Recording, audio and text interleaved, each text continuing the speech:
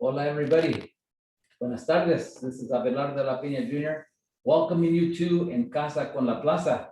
En Casa con la Plaza is our virtual programming. We've been doing it since last April, and we are here with you today. A couple updates on La Plaza. We are open now. Come on down. From Wednesday through Monday, we're open today from 12 noon to 5 p.m. No reservations needed, but please wear your mask. That is required. All of our exhibitions are open, including LA Starts Here, Calle Principal, Afro Latinidad, and more. So please get all the information at lapca.org. Our first public programming just took place this last Saturday, a celebration of Chicano arts icon Carlos Almaraz, with a reception of our exhibition, Evolution of Form, a screening of the documentary Playing with Fire, along with a performance by Soul Oldies band These Sacred Souls, and a fantastic panel with some of the artists associated with Carlos Almaraz. You can catch that on our Facebook page and on our YouTube page at La Plaza LA. If you joined us on Facebook, let us know where you're viewing from. Use the comment section there to ask questions throughout the presentation demonstration today. Same if you're on Zoom, use the chat section. Let us know where you're viewing from. You could ask questions. We have a little Q&A feature on Zoom, and we'll take your questions during and after today's demonstration. Today's demonstration is sponsored by AARP California. So thanks so much, AARP California, for sponsoring En Casa con la Plaza Cocina today. And on Mondays, as you know, we have our Director of Programming and Culinary Arts, Jimena Martin, who will guide us through the presentation. So welcome, Jimena. Good afternoon. Thank you, Amanda, for the greetings and all the stuff that's up and coming here at La Plaza. But as you know, every Monday we have our In Cocina sessions. And today we have one of our favorites is Maite Gómez-Rejón. A little bit of Maite. She's the founder of ArtBites and has dedicated a career to exploring the nexus of art, culinary history through lectures, cooking classes and tasting presented in museums, universities across the country, and through videos on her YouTube channel, ArtBites, Cooking Art History. Maite has a BFA from the University of Austin, Texas, an MFA from the School of Art Institute of Chicago, and a Grand Diplôme from the French Culinary Institute in New York City. She has also been a guest on the Today Show, featured in Food and Wine magazine, Hyperallergenic, and has interviewed with KCRW's Good Food, NPR's Splendid Table, and the BBC's The Food program. She's also a contributor to the Life and Time magazine, Eaton magazine, Gastro Oscura, and other publications. Her essays, Mexico's Early Cookbooks, appears in the Oxford Research Encyclopedia of Latin American History. Hi, Maite, how are you? Hi, Jimena. I'm good. Hey, Abelardo. We don't see you anymore, but thank you for the introduction. Thank you for the introduction, Jimena. I'm excited to be here, as always, talking about one of my favorite topics, Mexico, and colonial Mexico specifically, I find really fascinating. Should I just jump in? Yes, Maite, tell us, who are we going to be talking about today? Well, today I wanted to share the Kitchen Philosopher was the title of this program. So it's all about Sor Juana Ines de la Cruz, who was a nun that lived in 17th century Mexico. And she's pretty just incredible, an incredible all-around person, fascinating historical figure. She's known as Mexico's first feminist, Latin America's first feminist. She was really, oftentimes she's referred to as the Mexican Phoenix. I mean, she's on the 200 peso, note in Mexico. So she really is an icon in not only Mexican history, but women's history. So what I'll do for the next 30, 40 minutes or so, talk about her, talk about the recipes that she left with us. And then we're going to make one recipe inspired by one of her recipes. I actually started it. It's a cajeta, which is like a Mexican dulce de leche, that sort of idea, made with goat's milk. So it actually takes about an hour and a half to cook. So I started it. I'm just going to finish it off. and then I'll just talk about the history of Cajeta. So that's basically, in a nutshell, what we'll be doing for the next, for our time together today. But Sor Juana, she was amazing. So first of all, she was born in the 17th century in Mexico. She was born out of wedlock, where at the time this would have been, scandalous, but her father was Spanish, her mother was, Spanish, but born here. So she was of mixed, race. She was quintessentially Mexican. And so, but her father really was not in her life at all. Oh, thank you, Abelarda, for pulling this up. This is who she is. This is her. So her father was sort of never in her life, but she, from a very young age, she was a very bright little girl, like not just a bright little girl. She was just absolutely incredible. You can leave that up, Abelardo, unless that's so that people could see her. And I'll get to, I'll start talking about it in a minute, if you don't mind. And yes, and if people have any questions, please feel free to ask, and I'd be happy to answer any questions. But here she is as an adult. But she was, from a very young age, by age 3, she learned Latin. She learned how she would speak and write Latin. She learned Nahuatl. She learned about philosophy and arithmetic and physics and theology and just everything. She was an avid reader, and her mother had the means to educate her. Her grandfather, actually, she was born near Mexico City, but her grandfather had a really wonderful library, and from a young age she studied, and she was encouraged to study. But in 17th century Mexico, you could only do pretty much 2 things as a woman. You would either get married and run a household and raise a family, or you would become a nun. It was really just one or the other. There were really not many choices. If you chose the former, you would have a very basic education. So women would learn about, sort of basic education, embroidery, dancing. It's just how to be, how to run a household. Or you could become a nun and denounce that secular life, but you had more of an opportunity to have an education. And this is actually what she chose to do. So first, she was a lady in the court, part of the court for about 5 years, and she was courted, and people asked her for her hand in marriage, and she just did not want that life. She just didn't want that life. She didn't want to. She was such a bright girl.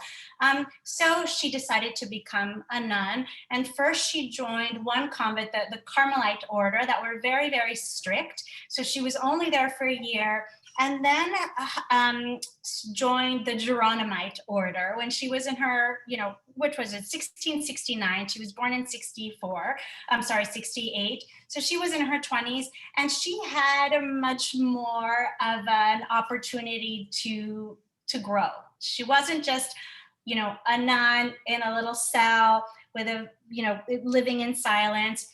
But she had, as you could see from this portrait here that was painted, posthumously in the following century by one of the finest painters in 18th century Mexico, Miguel Cabrera. So she's shown in a library. She's not depicted like most nuns were depicted, looking away or looking up. She's looking straight at the viewer. She's sitting at a desk. One of her hands is holding the rosary, but the other one is on the desk. It's on a book.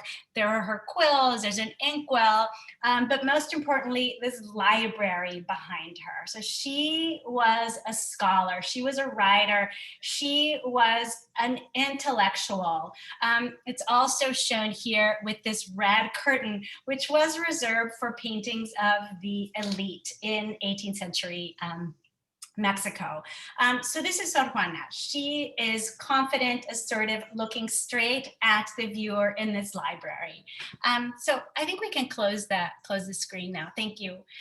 So at the time, her cell was a 2-story cell with about 4,000 books. It was the largest private library in all of the Americas. And it was in her convent cell, which was 2 stories. She had her private bathroom. She had her own servant. She had a little kitchenette. She had a whole not dining area, like a living area where she would greet all of the intellectuals of not only of Mexico, but that were coming in from Spain. Everybody wanted to meet Sor Juana. She was very close with the viceroy and his wife, the representatives of Spain in what was then called, New Spain, which was Mexico. They were very, very close, and they encouraged her to keep writing, and her work was published in Spain. She was famous in Spain. She was a superstar. She wrote over 200 poems. She wrote about science. She really wrote about just everything. She was a superstar. She criticized the church. She criticized men for their hypocrisy of how they talked about women, and she was just incredible, the way that she was just publishing her work. Eventually, one priest published something that she had written criticizing the church, something that had happened like 40 years prior. He published this under the pseudonym of another nun. And this really kind of caused, in a sense, her downfall, in a sense, because she criticized the church. And she was putting the bishop of Puebla against the bishops of Mexico, and this caused a huge scandal among the church. And they basically were telling her, essentially, you're a woman, like, just stick to cooking, which is what nuns were doing. They were cooking and they were embroidering, and so this was a whole thing. So she would rather philosophize, she would rather write, but she was also, she was kind of forced to do these domestic things, which she did reluctantly. So she was a reluctant cook, but it was the 17th century, and everything that was coming into the country from Europe via the Manila galleons, via the Philippines, which was then a Spanish colony, was coming into the country around this time. So this is the time when Mexican food really became Mexican food. We see citrus that are coming in, tamarind that's coming in, we see sugar coming in. So all of these different ingredients that are such a part of Mexican cuisine. Cinnamon came in and met chocolate, to make mole, and dairy, and all of these different things. We start seeing the evolution of Mexican cuisine. And so because she had to be in the kitchen, she really became interested. She was so interested in science. She became really interested in the way ingredients worked together, the transformation of ingredients. And so she philosophized about all of this. Even though she was a reluctant cook, she spent quite a bit of time in the kitchen, and the earliest recipes, Mexican recipes in existence, manuscripts, are actually in her hand. She left 36 recipes. 26 of them were for desserts, a lot of dairy with sugar and eggs. So a lot of recipes, like a lot of sweets, a recipe for buñuelo, which is such a popular, Mexican crunchy, delicious dish. She has a recipe for that. And then she has a few recipes for mole, different types of mole. So we see we see some corn recipes, we see lots of dairy, lots of chicken, but mostly sweets. And she once said, when they were criticizing her, she said, I can philosophize about making supper. And, if Aristotle had cooked, he would have produced, much more work. So she left these recipes. And then because she criticized the church, the viceroy and his wife, that were such supporters of her work, eventually they went back to Spain. There was nobody there to really protect her. And they forced her to sell her library or donate, her books. And dedicate her life to helping, to charity. And then there was a plague in Mexico. She was taking care of her fellow nuns. She got it and she died.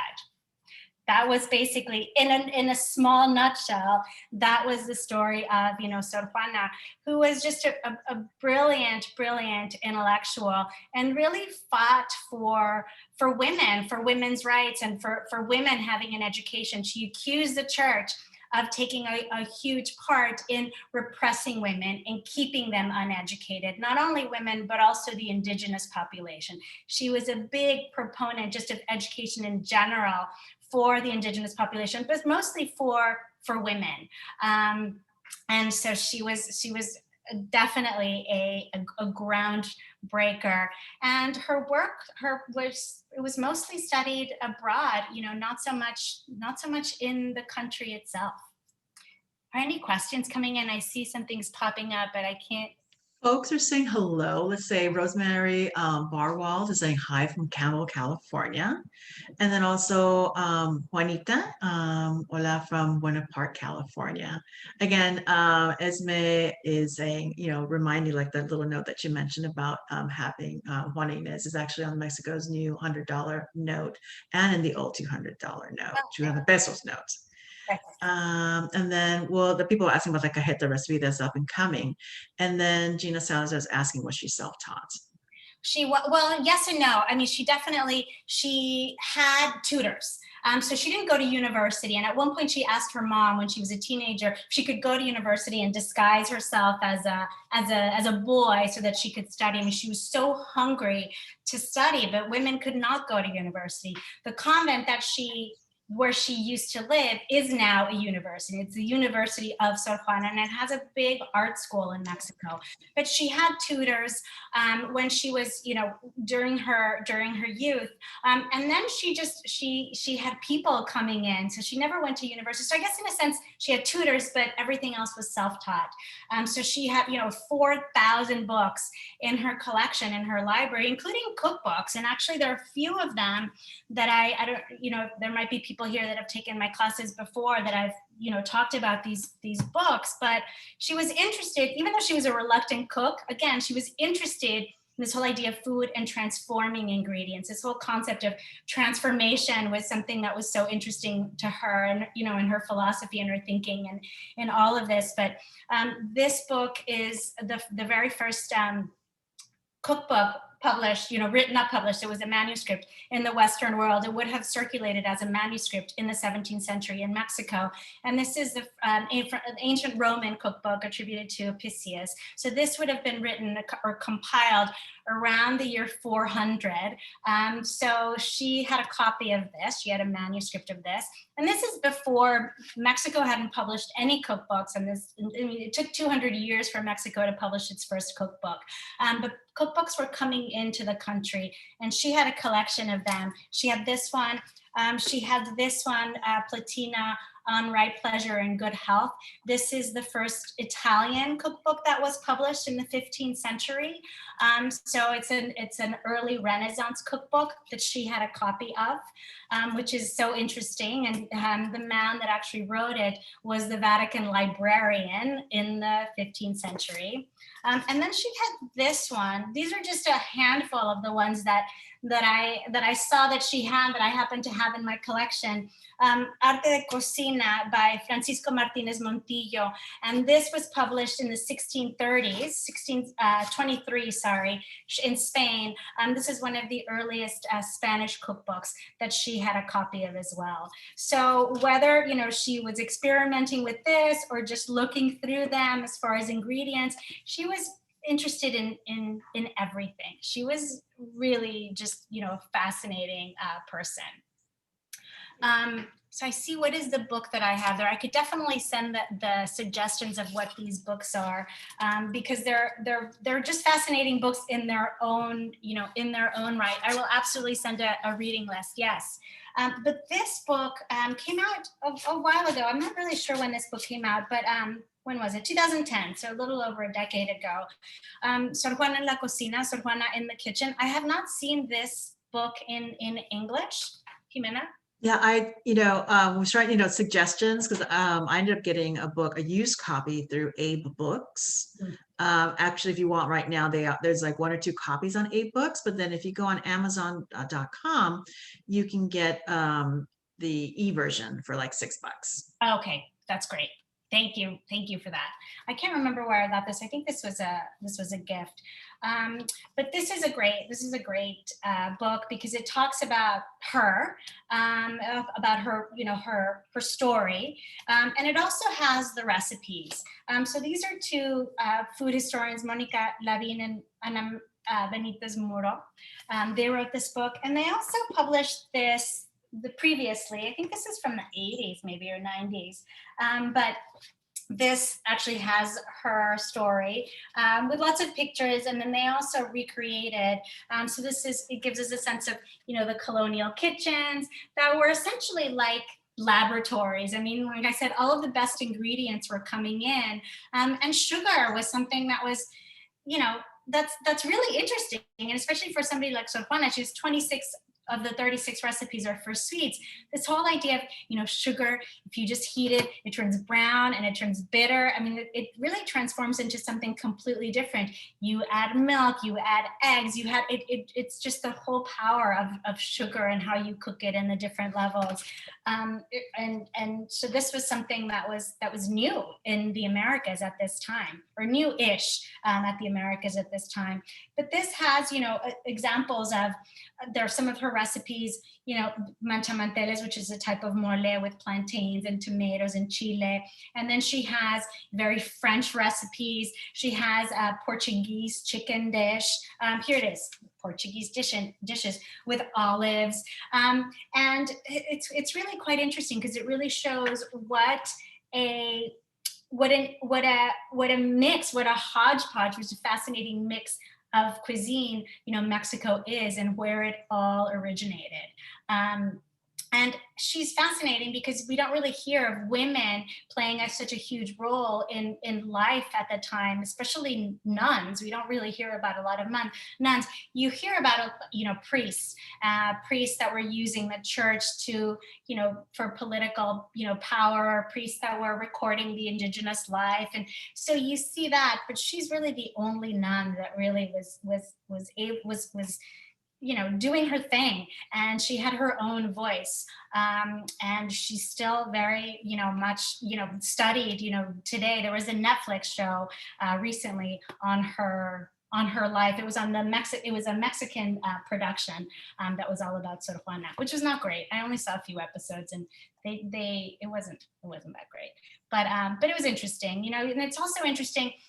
She wrote a lot of love poetry too. Apparently she had liaisons with other nuns and with the wife of the viceroy. So there were some love, poems written to this woman. So, but that's really not what was scandalous. What was scandalous to the churches was that she criticized the church. It wasn't that, she had, liaisons with other women. No, they didn't care about that. But the Netflix show focused on that. It's like, so it was more that, no, they criticized the church, so that they were not having any of that. Does anybody have any other questions? No, they really want your reading list, and I do too. And okay, I do too, yeah. especially those early Renaissance and Yeah. other cookbooks put in the collection as well. Absolutely, yeah. So today we're doing cajeta. It's so funny. I've made cajeta, but with milk. I've never done it with goat's milk. Okay. And I just remember as a child going out to the countryside, we'd make like these huge vats of dulce de leche. And as a kid, we would stir it up with a big, it was in a copper pot with a big wood thing to stir it up. And then as a heat and with the sugar, we'd get the spoons and like do the early version of cajeta against the cauldron. The sides, oh, so good. A fuego, a leña. So I even added another touch of like authenticity and flavor to the dulce de leche. Oh man, that sounds amazing. Well, typically cajeta is made in a copper pot because copper. And when we think of cajeta, it's from Celaya, this part of central Mexico in Guanajuato. This is where they make the cajeta. I'm sorry. Oh, sorry. I'm just seeing the. Yeah, there's okay. There's questions. So I'm just saying, does the name Ines come from her father? No, that was her name. Juana Ines was her name. I don't know what her father's name was. I don't know if I have that in my notes, but her name was not Ines. Her name was Juana de Asbaje y Ramirez was her name. So I'm not sure if the Ines part that was added when she became a nun. I don't know if maybe that was named after another nun. I don't think it was her father. Her father was not in her. Was definitely not in her life. That's a good question. There's a good question coming up too. Like, what is the difference between cajeta and dulce leche? Okay, that's a good question. Basically, cajeta is made out of goat's milk, and dulce de leche is made out of cow's milk. So that's basically the main difference. But both of them are different than caramel. Caramel is sugar, right, with maybe a little bit of water. And that is a little bit more bitter and a little bit darker. So dulce de leche is sugar and brown sugar or just regular sugar and milk with a little bit of baking soda, and it's cooked over low heat for a very long time. And copper is what is traditionally used because it conducts heat very, very evenly, and you can simmer, in this case, milk for a long time without worrying about it burning. Goat's milk burns at a higher temperature, at a higher temperature than cow's milk, so it's basically easier to make. So that's essentially the end. Yeah, so I said Alida Verduzco Silva is also saying about that jaboncillo that we did a cooking class a while back ago. Yes, and then we actually had, it was great, it was all women who did the candies class. Mhm. And that was one of the candies that we all did. That was one of the candies. Yeah, I love those candies. So all of these dairy candies are really interesting. But so she has recipes for cajeta. But there were other recipes. So nuns were writing all of these manuscripts with all of these recipes. And so there was an early recipe from around this time, which basically milk and sugar, basically dulce de leche or leche quemada, which literally translates into burnt milk. But we see the word cajeta in this cookbook, but it was basically referring to the little box, like the cajita, but they called it cajeta, where these sweets were packed, how these sweets were packed. So that's where the word cajeta comes from. So in the case of Sor Juana, it was sugar with pulp with fruit. But different convents made it with different things, mostly what we're doing with dairy and sugar. So it was going from convent to convent to convent. Eventually it made its way to Guanajuato, where there is an abundance of goats, because the goats are actually also brought over from Spain. They have copper mines. So then they started making them with goat. In other places, it was either cow or it was a combination of cow's milk and goat's milk. But goat's milk just gives it a very distinct kind of nutty flavor. And this whole idea of sweet milk-based desserts, they're so delicious. They actually date to India, like to Southeast Asia, where sugar is actually from. Cows are sacred. That's what, in Southeast Asia, they have milky desserts. Eventually, those sort of desserts made their way to the Middle East and to the Mediterranean. But from the Middle East, when the Moors arrived in Spain in the 8th century, they brought these confections with them. Nuns were making their own things with them in southern Spain. And then that came to Mexico with them. And that's what ended up as, cajeta. Do you know if there's a ceremonial meaning behind? Because I know with the obleas, because there was like the obleas, and then they put the cajeta or dulce in there. Besides a yummy treat, I ate it as a yummy treat. I didn't realize it was ceremonial. Do you know if there's ceremonial significance of that, putting them together with the obleas? The obleas. I don't know. I don't think so. I feel like maybe oftentimes these nuns would make these confections just to raise money for their order. So I think it's just something like that. I'm not sure when those obleas really came to be. I'm not really sure. Lourdes Brown is asking, nuns have always been resourceful cooks. How did their influence shape Mexican cooking? 100%. that's, you know, Mexican cooking really was formed in the convents. The church and the government were getting the first dibs on the best ingredients that were coming into the country, and the church and the you know, the government were basically one. So this is where everything was being developed. Absolutely. Okay, yeah, so the Sor Juana, you know, development cooking recipes have a parallel with the development of Mexican cooking. Absolutely, yeah. It 100%. This is where these colonial kitchens, or where it all happened, and not just in the food, but also in the architecture. When we think of the typical, you know, Mexican kitchen with the tile, with the blue and white tile, that was all inspired by the Islamic style that had made its way to Spain and brought over. So yes, Mexican cuisine is very much a mixture and developed around this time. Gina Salazar is asking, is cajeta only used as ingredients for cakes, pastelitos? Can it be eaten as a candy? I like to eat it like this, right? With a spoon right out of this. Actually, I remember when I was a kid growing up, my mom, we always used to have a you know, she'd never made it from scratch, but it was like a squeeze bottle of cajeta. And they're these little Mexican cookies, almost like not sugar cookies, like vanilla wafers called galletas Marias, it's little candies. And we used biscuits. Yes, they're so good. They just put it, you know, put a little bit of that on them, and that was like an after-school snack.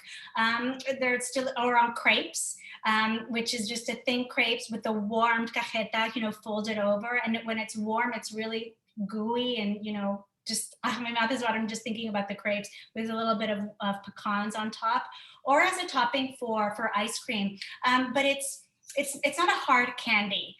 It's basically I hesitate to use the word caramel, but it is. It's soft. It's cremoso, and I've done like a cheesecake with it. Like I did like a guayaba, cajeta, swirl it into the cheesecake, and then baked it. Oh, delicious. Yeah, just to mix up another use, because sometimes you make a big batch, you got to do something with it, right? Yes. It's a lot to do. It's a lot. Yeah, and I started making some, and I know that, and so it takes about an hour, a little more than an hour, like an hour and a half. And I used goat's milk, this is actually empty, but this is what I used. It's actually easy to find. This I just got at Ralph's. I mean, for those of you in LA, it's very easy to find fresh goat's milk. I think because a lot of people are lactose intolerant, or you could find it in a health food store. It has much less lactose than regular milk, so it's easier to digest. And it has a very kind of earthy, almost nutty, you know, flavor. So I'm just gonna let you know, and I know that the recipe will be shared, and I'll make sure to share the book so that everybody has this list as a follow-up. But what I put here are 4 cups of goat's milk. So essentially all of this. And I added half a teaspoon of baking soda. So the baking soda is really fascinating because it helps brown it's basically this chemical reaction called the Maillard reaction, and it's something having to do with the amino acids in the milk and the lactose and all of these things that sort of bring it together, and it helps bring out the kind of earthy, nutty flavor, and also the brown. It also helps it brown. So it has half a teaspoon of baking soda and 2/3 cup of brown sugar. So I put all of these things together. I did this about an hour and a half before class, whisked those things together over medium-high heat, and then it starts to bubble and bubble and bubble and bubble and bubble until it looks like that. Thank you, Abelardo. So it looks like that. It just starts to foam. So this has something to do with the baking soda that's in there. So it just really starts to foam. And it took a while because of the pot that I'm using. Had I been using a copper pot, which is typically what it's used for, this would have gone much faster. But as soon as it got to that point, I just lowered the heat, and then it just went all the way down. But you can see that it was kind of a tan, like just a white color. It's just the milk, a little bit of brown sugar, or 2/3 cup brown sugar, and the baking soda. And then I just, wait, hold on one second. Sorry, this is a little bit, oh, there it is. And then I just put it over low heat and simmered it until it thickened. So I'm going to show you in a minute, unless there's other questions. Yes, Lourdes Brown is asking, is there a difference between using raw goat's milk? Ooh, I'm not sure. I'm not sure about raw goat's milk because I feel like this is pasteurized. This is ultra pasteurized. Yeah, I've done raw milk because I was like on a farm and we literally like from the cow to the container and into it. Mm-hmm. And then, you know, being pasteurized, obviously it gets cooked and cooked and cooked. So is there anything, if everything's cooked out of it? Or it's probably what they probably use raw goat's milk in the authentic, you know, in the real. That's probably what's used. It probably has just a richer flavor, I would imagine. Just like raw milk, it just has it has just more Earthier. It tastes earthier. It's an earthier taste. For sure. Should I flip this over? Yeah, I'm going to flip this over, but let me know if there are any questions. So I want to just show you. I'm actually going to keep this up again. Just bring this. So while it's cooking, cajeta's delicious just by itself, by the spoonful. Yeah. And if we're going to make a big batch, it's a lot. So besides, what other things can we do? And if for whatever reason we don't eat all of a cajeta, how long does it last? It lasts, if you put it in a jar, like in a little mason jar, it last about 6 months. So it lasts a really long time. If you refrigerate it, eventually it'll start to caramelize, but it lasts for months, for sure. It lasts for a long time. It's like having, you know, like jam or something. It will last for a long time. So let me flip this over so you could see. Here it is. So that's how it started. So you could see that it already is starting to thicken right now. So, and also, you know, I turned it off. And so I put those 3 ingredients in. The foam went all the way to the top. I lowered the heat. And then basically what I did with a rubber spatula, first I whisked everything in, the baking soda and the brown sugar. And the recipe that I used there's a really great article by journalist Adriana Vélez. She wrote an article on cajeta, on the history of cajeta. And this is actually her recipe. She recommends brown sugar. I use dark brown sugar. I use light brown sugar only because it's just what I had. And I think it looks pretty great and, you know, pretty brown. Dark brown sugar is just going to be a little bit, you know, sweeter and, you know, richer, which is typically what I like, but I just didn't have any. Maite, I'm sorry. Gina Salazar is asking, is the baking soda and the brown sugar that gives it the brownish color? Yes, both of them together. Yes, the baking soda makes it more brown and beautiful and glossy. But yes. We have an anonymous attendee asking, if made half of the recipe, how much would it make? You know, not a lot. I used a huge pot because otherwise if I'd used a smaller pot, it would have just overflowed. That happened pretty quickly. Once it happened, it happened pretty quickly. I'm just bringing this to a simmer again. And then I want to show you, so I'm going to answer, I'm getting to the answer to that question. But what you want to do is basically just move it around so that it doesn't stick to the bottom and the tops and the sides of the pot. And you know, you see how you can start to see a line behind the spoon? You could, well, I don't know if you could see it on the video, but you can see a little bit of white of the bottom of the pan. So I'm gonna keep doing that. And this is called when something is a punto de cajeta. What I wanna do is I wanna do this and it leaves a line, like literally leaves a line for a longer time. And that's when I know that it's ready. So what I'm gonna do right now is I'm gonna add about a 1/4 teaspoon of salt. And this is just gonna make it, just bring out the sweetness, weirdly enough. And it really, and balances out the sweetness. But to answer that question, you could certainly do, you know, half of it, you know, 2 cups of it, but knowing that it reduces significantly. I mean, this was a whole 4, you know, cups. And let me lift this up so you can kind of see, it's really not that much. I would say it probably reduced to about 2 cups. So if you make half of that, it'll reduce to about a cup. Like I said, it does keep for a long time. or you can make it and give as gifts. But I probably wouldn't do any less than 2 cups, only because it reduces so much. And it takes so long that you don't want to stand here and basically do this. You want to do this for every 2 to 5 minutes so that it doesn't stick. So you might as well make a batch of it. So I'm just going to keep this going. So you can kind of see that it starts to leave the line. Maite, I got a really good question here. Karen Clotis, to prevent and frequent stirring, could it be simmered in a crock pot on low, or by putting the heavy pot with lid at a 200-degree oven, like a Dutch oven? Yeah. That's brilliant. But then wouldn't having the lid on top of the crock pot, that condensation would come down, or is it not high enough to produce condensation to go into the pot? I think that, I mean, this is pretty low heat, but I think part of it is the stirring. You know, I think that's part of the magic. Certainly, it's part of the magic. Yeah.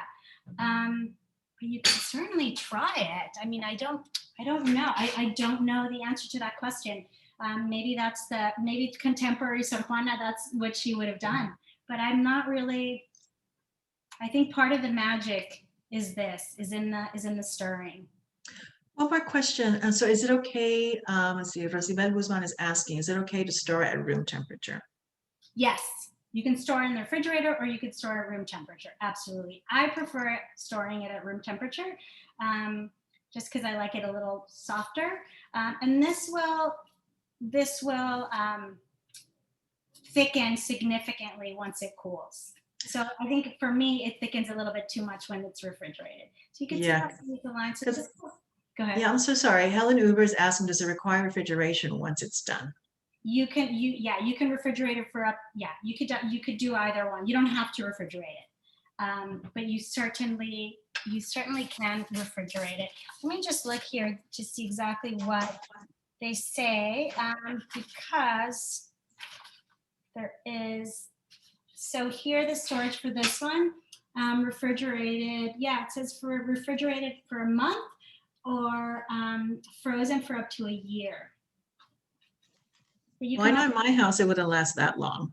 Oh gosh, no, it's not going to last very long here too. So at this point, you see how it's pretty thick now, and this is going to thicken even more once it cools.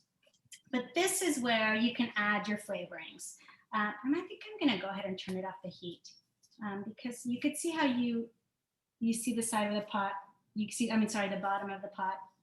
That's what you kind of want to do. And if you want it looser, cook it for less time. If you want it thicker, just keep going.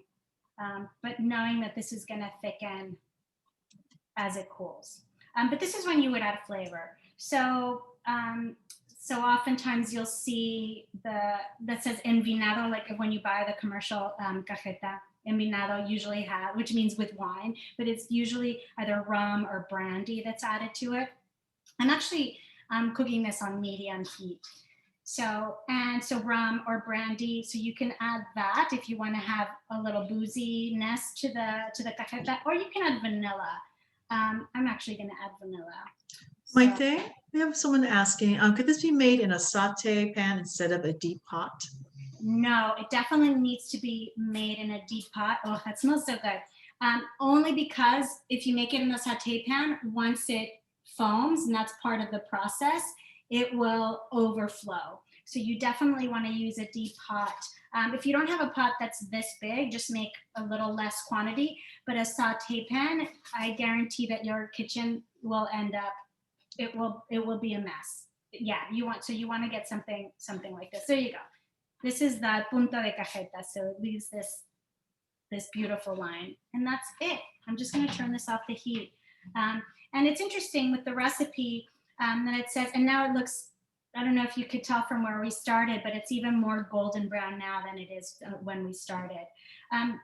But the recipe, you basically cook this for at exactly an hour is when it looks like it looks brown, because for a very long time, mixing every 2 to 5 minutes, it just looks light brown. It just looks, super light brown. But at the hour mark, exactly is where it starts smelling nutty, and when it starts looking like this gorgeous brown color.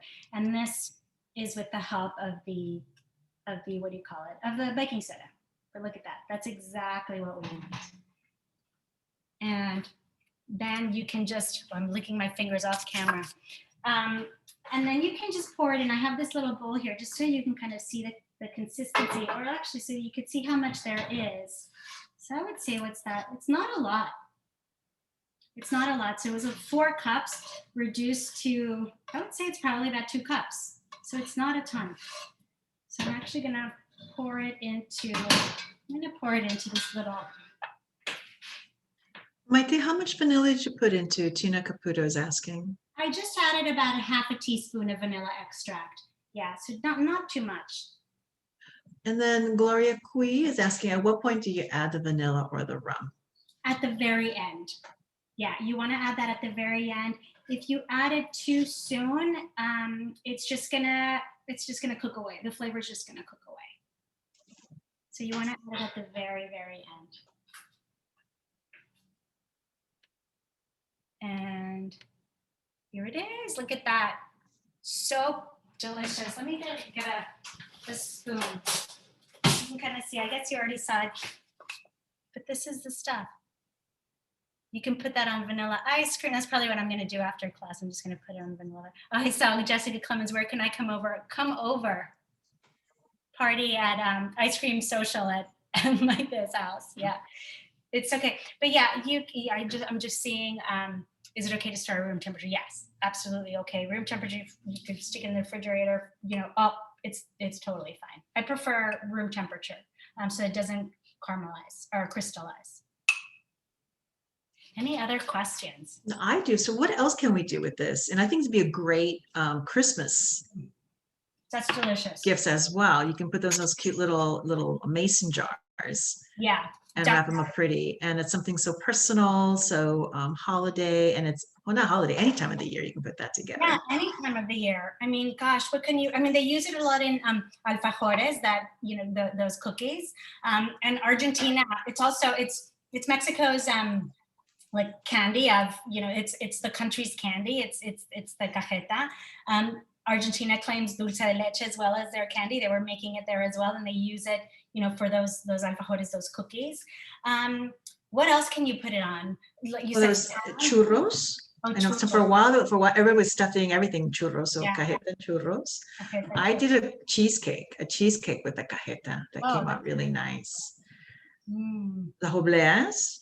You know what's good? Dipped in like strawberries. Dipped in, you can do like chocolate covered, chocolate dipped strawberry. It doesn't firm up like chocolate does, even if it's refrigerated, but it's delicious over, with strawberries or any sort That's of. a nice alternative for Valentine's Day. Right? Instead of the typical strawberries and chocolate, maybe dip it up with cajeta. Banana. It's delicious with bananas as well. Or the sweet and savory, like liquid cheese. Yeah, because it's not that different than like the what is it called? Oh my gosh, they use it a lot in Spain. It's like fruit that's cut. Membrillo. Like membrillo. Yeah, so to be really nice, maybe for the holidays that are up and coming, is like a beautiful cheese platter. And maybe have a little bit there just to dip it off. Just to use like with a little spoon and just to sprinkle. Oh, that sounds delicious. And the salt and the savory to complement. Yeah, like a manchego cheese with this. Yes. Yeah. Let's see. There's a lot going on. Okay. Catherine Luigi says, Maite, thank you as always. Totally enjoy your presentations. I think we already answered this. How long did it last on the shelf? We're discussing right now with Leticia, what recipes do you recommend with the use of cajeta? Yeah, well, that was what we just discussed right now with the recipes for sure. And I just saw Ali that on toast. Yes, absolutely. We used to have that. As a kid, I used to have it on toast all the time. From Michoacan. Oh, yes, on toast. It's really delicious on everything, or just like this. Just by the spoonfuls. I remember as a kid, I eat it by the spoonful. I remember getting so ill because I was just like a constant. It's so sweet and delicious. I know, it's so sweet. It's addictive. And it's so delicious with the goat's milk. I mean, if you're going to make it with just regular cow's milk, it's the same process. It's just a little bit harder with the goat's milk and with the cow's milk, in the sense that you just have to constantly be stirring, because it will burn faster than goat's milk does. But if you're like, I need to make it now and I have everything except the goat's milk, just make it with Whole milk. Yeah, Yeah. none of this, Full. 1% No. non-dairy. No, you got to do the whole thing. You Whole have to do milk, whole 100% yeah, whole milk. You have to do whole milk. That will be called, that is dulce de leche, right? But sometimes, or you could do half and half. You know, Ooh, half and half. That's going to be richer. yeah, half goat, half. Yeah, I thought you meant half and half milk. Oh yeah, no, not half and half. Half goat, half cow. Ooh, Helen Uber says, instead of caramel apple pie, it could be cajeta apple pie. Oh, That's brilliant. Yeah. That's brilliant.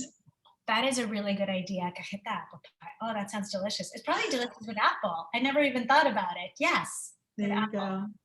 Well, this has been a sweet morning, a sweet Monday afternoon. Yes. I'm just salivating, thinking, I think I'm going to be giving those away for Christmas ideas. Yeah, I think something like this, or even like a little vanilla, or you could just make a batch and just pack them in a little ribbon or something. Yeah, and I like the idea of adding like the rum or the vanilla, or there's another liqueur to add on to it, just to make it more of an adult taste to it. Yeah, as like gifts for friends. For sure. Yeah, brandy, rum, any of those. Whiskey, it's probably delicious with whiskey. Bourbon.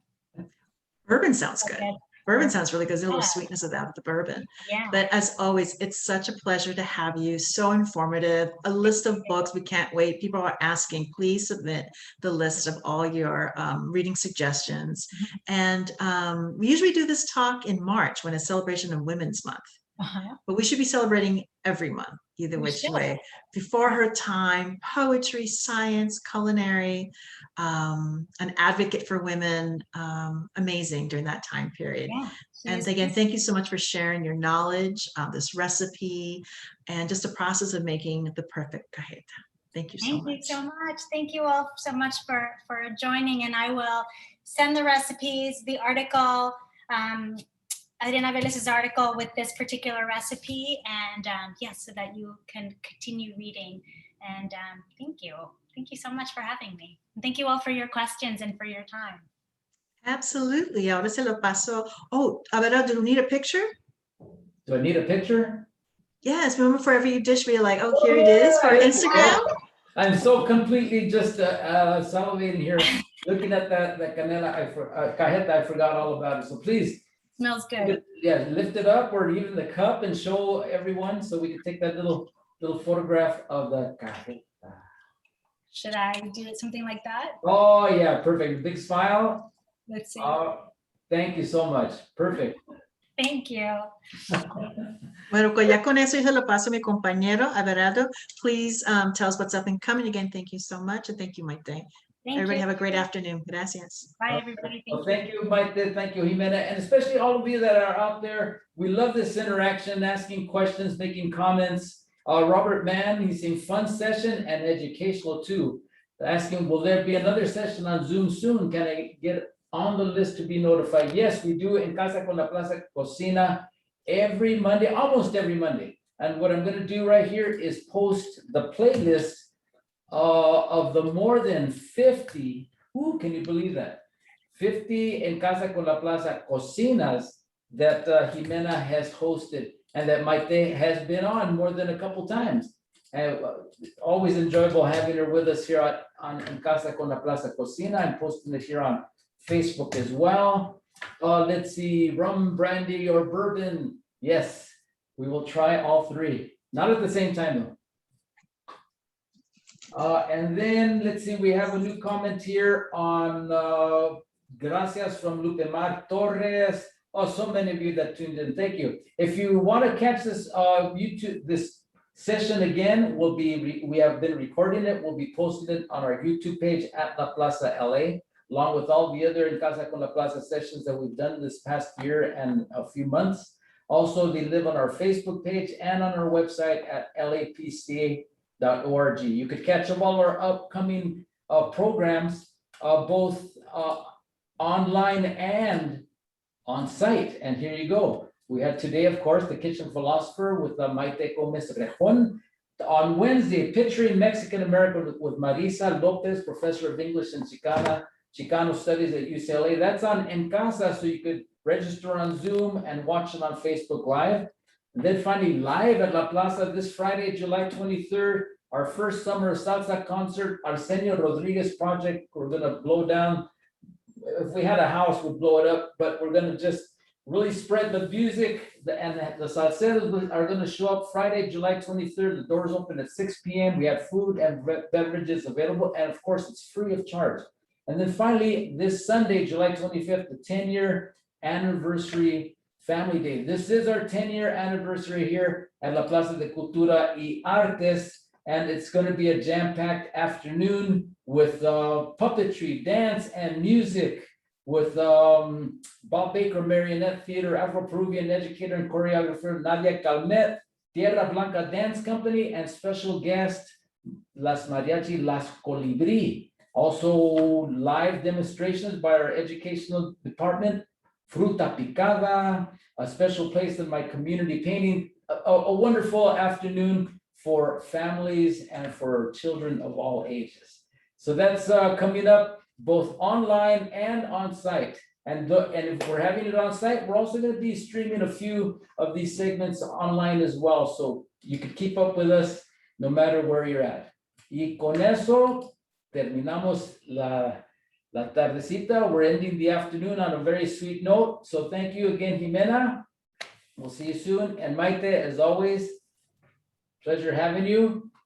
Thanks to AARP California for sponsoring today's En Casa con la Plaza Cocina, and everybody have a great afternoon. All right, Thank bye-bye. you. Bye.